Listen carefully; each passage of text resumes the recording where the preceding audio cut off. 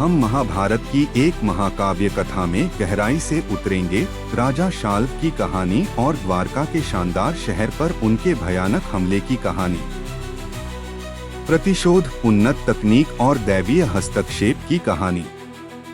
स्वर्ग और पृथ्वी को हिला देने वाले युद्ध को देखने के लिए अंत तक बने रहें। महाभारत में सौभा साम्राज्य, जिसे सलवा साम्राज्य के नाम से भी जाना जाता है, प्राचीन भारत के पश्चिमी राज्यों में से एक था। इसकी राजधानी सौभा थी, जो अपनी उन्नत तकनीक और दुर्जय सुरक्षा के लिए प्रसिद्ध शहर था। यह राज्य मद्रा साम्राज्य के पास स्थित था, जो पाकिस्तान में वर्तमान सियालकोट के आसपास के क्षेत्र से मेल खाता है। सौभा राज्य के राजा शाल्व एक शक्तिशाली शासक थे। वे चेदिराज शिशुपाल के मित्र थे, जिसकी एक बार विदर्भ की राजकुमारी रुक्मिणी से सगाई हुई थी, लेकिन भाग्य को कुछ और ही मंजूर था जब भगवान कृष्ण उसके साथ भाग गए। इस अपमान ने शाल्व के दिल में प्रतिशोध के बीज बो दिए। कृष्ण और उनके यादव साम्राज्य को नष्ट करने के लिए दृढ़ संकल्पित शाल्व ने भगवान शिव को प्रसन्न करने के लिए कठोर तपस्या की। उसकी भक्ति से प्रसन्न होकर शिव ने उसे एक असाधारण उड़ान किला प्रदान किया, सौभा विमान। एक विशाल लोहे का हवाई वाहन जो अदृश्य हो सकता था, अविश्वसनीय गति से चल सकता था और विनाशकारी हथियार छोड़ सकता था। इस शक्तिशाली उपहार के साथ शाल्व अपना बदला लेने के लिए तैयार था। तत्पश्चात यह सुनकर कि शिशुपाल कृष्ण द्वारा मारा गया है, शाल्व द्वारका नगरी में आया और द्वारका नगरी को चारों ओर से तथा उसने ऊपर से भी घेर लिया। उस समय कृष्ण पांडवों के राजसूय यज्ञ में भाग लेने के लिए इंद्रप्रस्थ गए हुए थे और इधर शाल्व ने द्वारका पर आक्रमण कर दिया। शाल्व ने शक्तिशाली सौभ पर सवार होकर द्वारका नगरी पर अस्त्रों की वर्षा की। सौभ विमान से तीरों, पोलों और चकाचौंध करने वाली बिजली की तेज बौछारें पड़ने से आकाश में अंधेरा छा गया। कृष्ण के वीर पुत्र प्रद्युम्न ने सत्यकी और अन्य यादव योद्धाओं के साथ मिलकर 27 दिनों तक शहर की रक्षा की। शाल्व विमान अविनाशी था, जिससे यादव योद्धा भ्रमित हो गए। द्वारका के मंदिर, महल और घर आग की चपेट में आ गए और बुनियादी ढांचे को भारी नुकसान पहुंचा। द्वारका एक तरह से तबाह हो गया था। विनाश की खबर सुनकर कृष्ण और बलराम द्वारका वापस लौट आए। उन्होंने पाया कि उनका शहर खंडहर हो चुका है और उनके लोग डरे हुए हैं।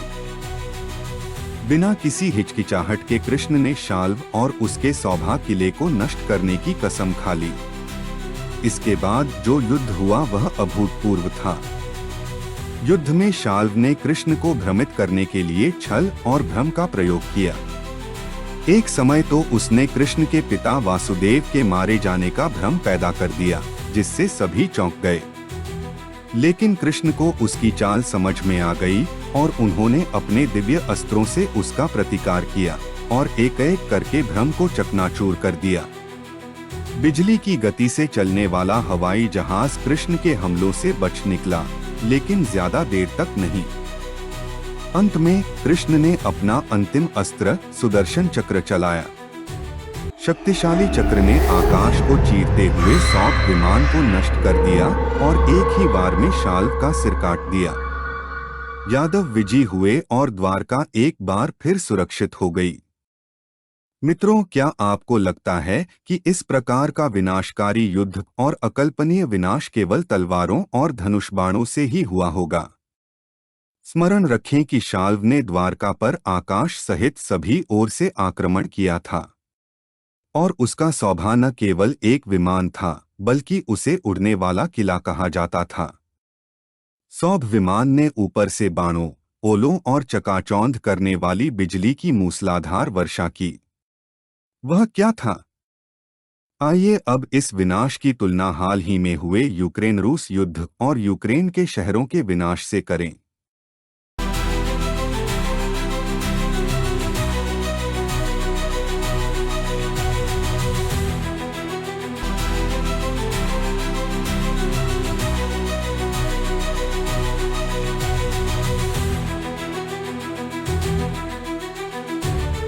ये सभी विनाश मुख्य रूप से मिसाइलों, गोलाबारी और विमानों से बमबारी के कारण हुए। तो फिर द्वारका में इस प्रकार का विनाश केवल तलवारों, बाणों, घोड़ों और हाथियों से कैसे संभव हो सकता है? बस एक विचार मन में आ रहा है। क्या महाभारत में युद्ध में इस्तेमाल किए गए बाण वास्तव में मिसाइल थे? कई लोगों का मानना है कि सौभा विमान का वर्णन विभिन्न स्थानों पर और विभिन्न समयों पर देखे गए यूएफओ से काफी मिलता जुलता है, जिसमें तेजी से चलने, गायब होने और तुरंत प्रकट होने की क्षमता है। क्या यह एक उन्नत प्राचीन तकनीक थी या दैवीय जादू? इतिहासकारों और वैज्ञानिकों के बीच इस पर बहस जारी है।